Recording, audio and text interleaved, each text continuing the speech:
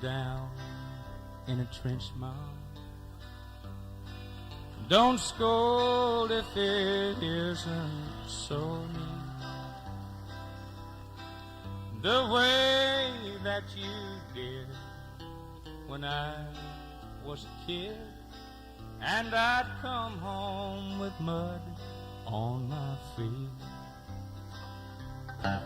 The captain just gave us our orders, and Mom